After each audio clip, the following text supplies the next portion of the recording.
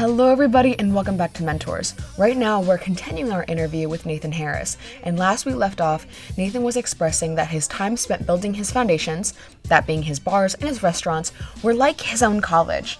They later on allowed him to have the time and the resources to build up his business ease. If you thought the last episode was packed with information, this episode is going to blow you away. Nathan dives deep into concepts like brand equity and virality. And if you'd like all of that information compiled, there's a free resource article titled Going Viral, the BackEnd Work that I really think you're gonna like. It's in the description box below. And with that, let's jump back into the interview. That's phenomenal. There's so many questions to ask here. When you're talking about, two of the most prominent things that came up into my mind was brand equity that you're talking about. I think a lot of people don't know what brand equity is and how to build it.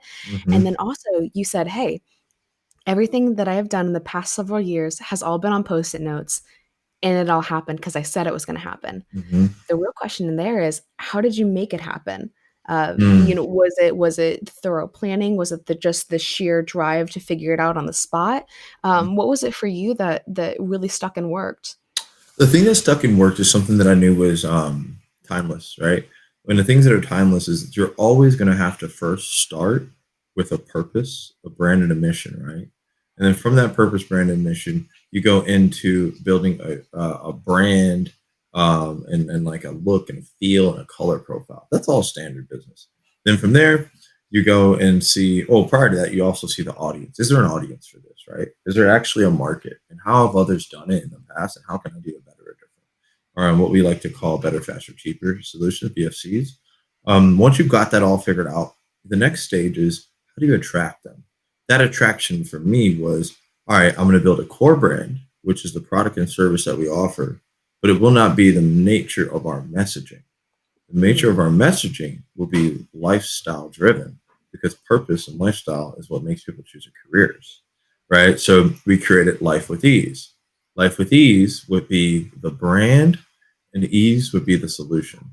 So that needed to happen. And I said, all right, now who do I need to get to people actually take me seriously? How do I first attract the talent? So then that was a marketing strategy. Two, how do I attract the business? That was a two-sided marketplace. Oh, I didn't know what that was. Somebody told me. That's what you're creating, Nate. Great. Now my mentors are teaching me because I have a clear vision. They can fill in the in-betweens. So that's where it's like the vision has always been there. The direction has already been there. But I learned that because I'd already built one before. So I couldn't do it without. And before I built one, I had a mentor to show me how they built it before. And I took their antiquated old school processes and added the digital futuristic processes on top of it. Because regardless of if you're building a candy store or a technology company, your process remains the same. That's excellent. And diving into brand equity, why was it so important for you to build brand equity when it came to ease? Because I knew that if I wanted to build ease, I would have to have access to venture capital and I have to be able to connect with the top innovation people in the world to be able to get into the large corporations that I wanted to make an impact in.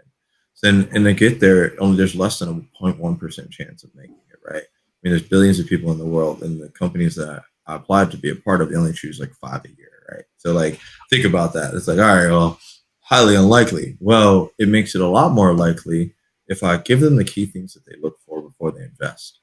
They look in team, and that team has to have proven process and experience within the vertical which they practice.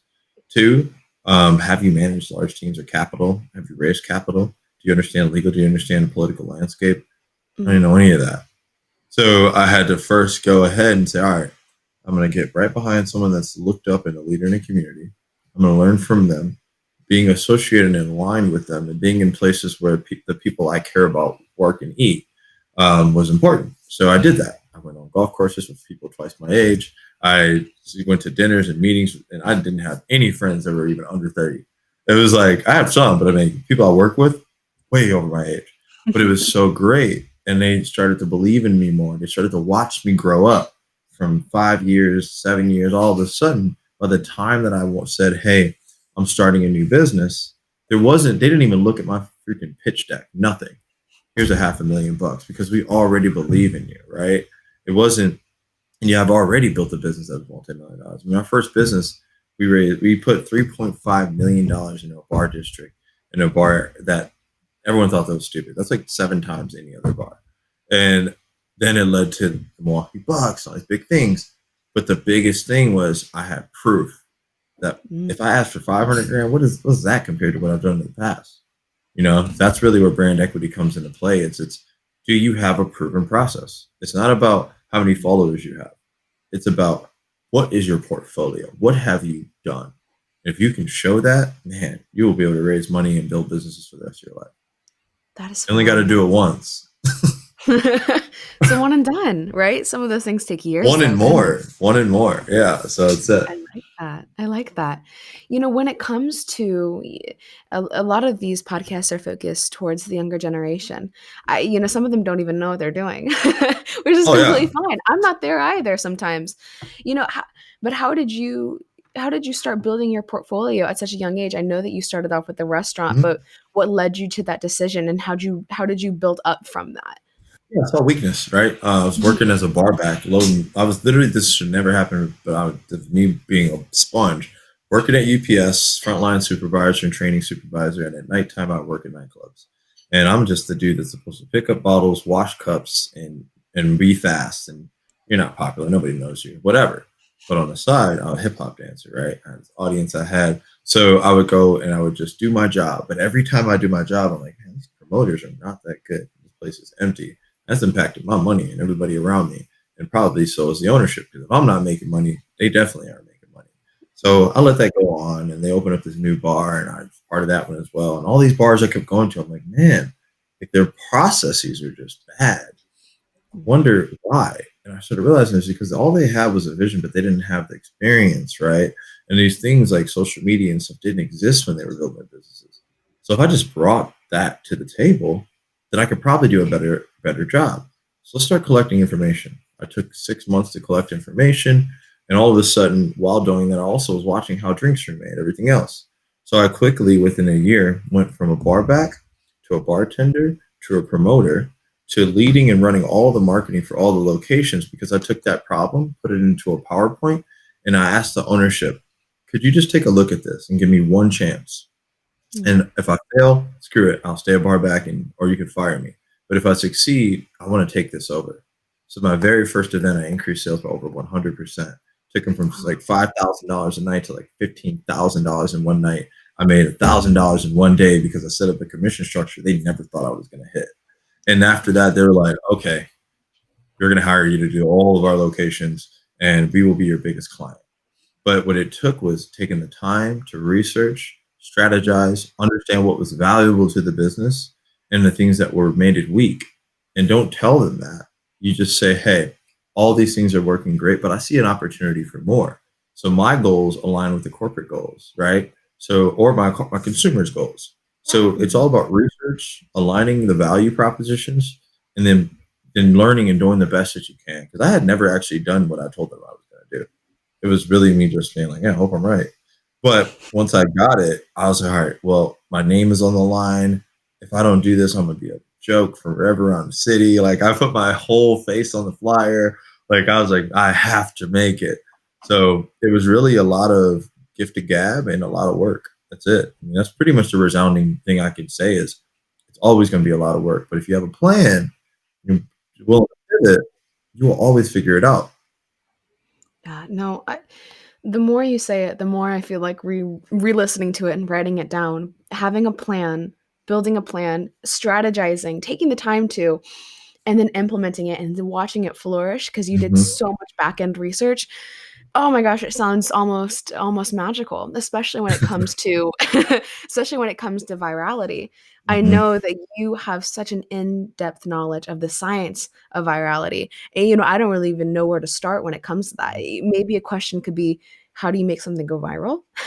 Honestly, the only way virality exists is if the product and offering or a piece of content matches with the demand. It's the same as the Mm, stock market. The stocks are as valuable as the people are asking for them. So, what I would say, virality comes from first having data. One of my good buddies, Yuval Rector, he's the most viral media guy on the planet.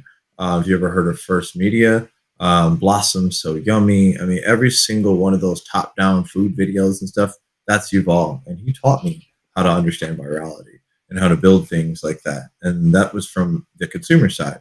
So what you do is you always want to have data, and that only comes from having a business page. That's why a lot of Instagrams have business pages instead of traditional pages. So you can see analytics, right?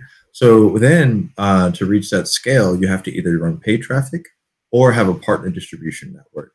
So what the top guys that you see and girls that you see that are going viral is because they have a distribution network and they're licensing their content to other people to distribute it across different mediums, whether it be different Facebook channels, etc. But the only reason that they do that is because they either share an audience or they will gain an audience from it.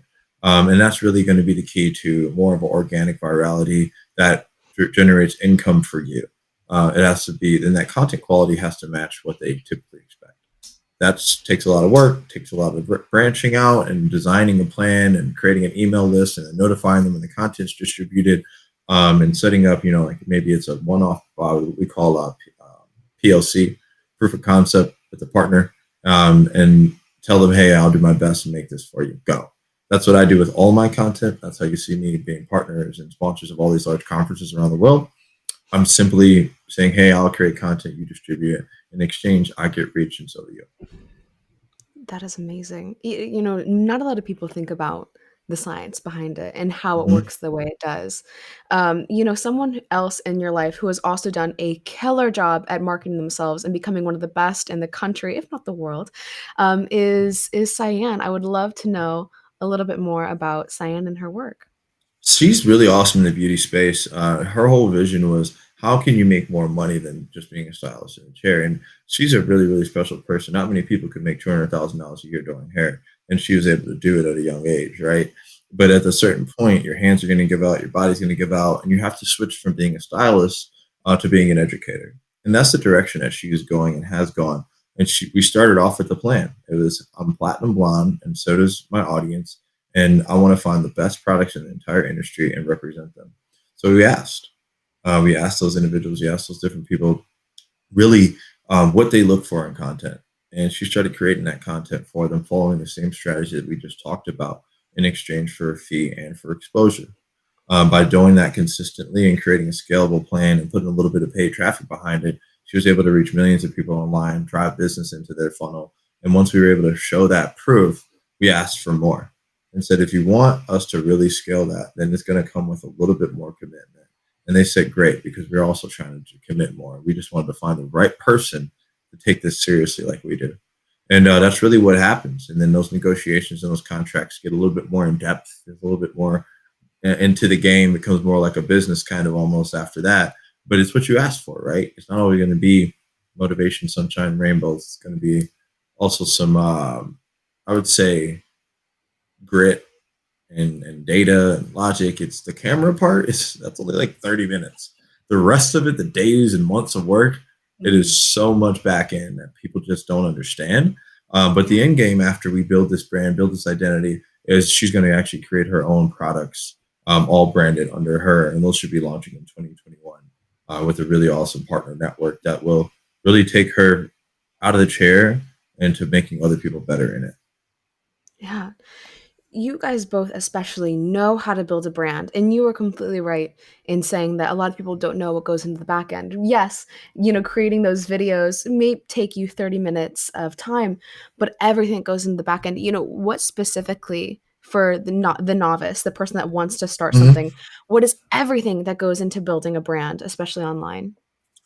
First is understanding needs. So you got to go out and start looking at search traffic. If you want to use Ahrefs, it's my favorite tool. It's Ahrefs. Allow you to have a really, really, really good understanding of all the different keywords that are out there.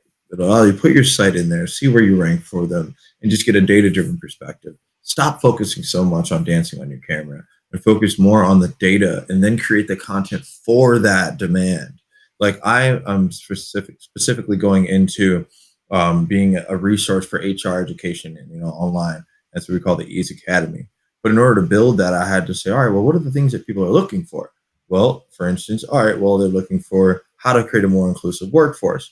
All right, what keywords are they typing in? If I just say diversity inclusion, the keyword threat to that is like 70. I'll never ever show up. But if I find a Mhm. keyword difficulty that's less than 10 or less than 20, I may only need 10 to 15 backlinks to rank for that. So, all right, great. Let's create a piece of content, build it out the right way, optimize it. And then from there, I'll go out and say, all right, we're going to create 7 pieces of content that follow all these keywords, get them all made, write the content. Then we're going to go out and find partners that like this content, have them do a write up on it. And now we've got all the backlinks we need to each piece of content. And then we show up first on Google. Now that that's showing and driving traffic and getting X amount of click rates, we then say, hey, can you also distribute this to your social channels? Now that goes even deeper. And then that's basically it. Like it's just, hey, data, design that content around the data from the demand of the consumer, show that you understand that demand, and then grow from there. And also, if you're not utilizing Facebook Pixel and Google Pixel and tracking in your podcast and every post you make and everything you do, you're actually not building your own audience. You're just building an audience of just numbers, right? Oh, I got 10,000 engagements. Well, did you get all 10,000 of those engagements in your pixel? Because every time you do pixels, it's when you're like, oh, every time I talk about something or Google something, I start seeing ads from it, or that influencer starts showing up. Well, that's because they pixeled you. And then they decided to spend the same money they would spend on that case of beer on the weekend. They would spend it instead on running ads, maybe $2 a day, $5 a day, back at the audience that they like and that likes their content. Now that content is getting more engagement and growing, right? And you're going to get an ROI down the road, not the instant gratification after 5 years, but I'm talking about the instant gratification of, hey, like I'm going to be the good kid, not the bad kid.